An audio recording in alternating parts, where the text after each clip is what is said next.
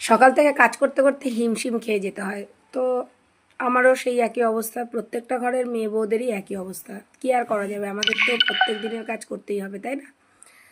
তো আমি সেই জন্য সকালে উঠেই অন্য সব কাজ সেরে টেরে ঠাকুর জাগিয়ে তারপরে কিন্তু রান্নার দিকে চলে এলাম। আর এই দেখো আমার বড়মশাই কিন্তু এই পুর করার জন্য আলু মানে গাজর আর আলু বিনস এগুলো কুচিয়ে ঘষনিতে ঘষে দিচ্ছে। আর আমি আলুর পরোটা করবো, আর আলুর পরোটাটা কিন্তু ছেলের জন্য। আমরা কিন্তু সকালেই রুটি খেয়ে নিয়েছিলাম।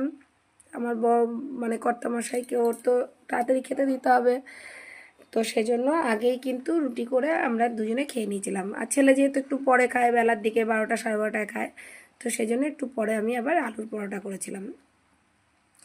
পরোটাটা খেতে কিন্তু খুব সুন্দর হয়েছিল, কারণ আমরাও একটা মানে ছিঁড়ে খেয়েছিলাম, ভালোই লাগছিলো খেতে। দেখো পুরটা অনেকটা হয়েছিল, তো পুরটা কিন্তু খুব সুন্দর হয়েছিল, অনেকটা যেহেতু পুর করেছিলাম।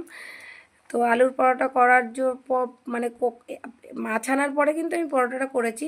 তো ভিডিওটা আমি একটু সাজিয়ে নিয়েছিলাম, ভিডিও যেহেতু পরে করা হয়েছে। তো বাজার থেকে তো ইলিশ মাছ নিয়ে এসেছেন, আবার ইলিশ মাছগুলো ভিডিও করবো বলে সাজিয়ে দিচ্ছে, বলছে দাঁড়াও আমি সাজিয়ে দিই। তো বর্ষাকাল পড়ে গেছে, বৃষ্টি পড়ছে, যদি একটু ইলিশ মাছ আর খিচুড়ি না হয় তাহলে কি বাঙালির খাওয়াটা কমপ্লিট হয়? আগে তোমরাই বলো। তো এই খিচুড়ি করার জন্য কিন্তু আমি এই যে সবজিগুলো কেটে নিয়েছি, বেগুন, কুমড়ো, টমেটো, আলু, পেঁপে, এইগুলো।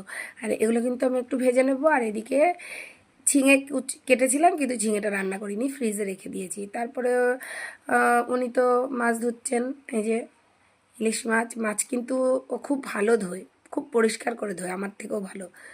আমি মাছ মানে যেহেতু আঁশটা গন্ধ হয়ে যায় হাত দিয়ে, আমি ধরি না। আর যখন ওর সময় থাকে না তখন আমাকেই ধুতে হয়। তো ওইদিকেও মাছ ধুয়ে নিয়ে দিল, আমি তারপর এদিকে করতে থাকলাম আস্তে আস্তে।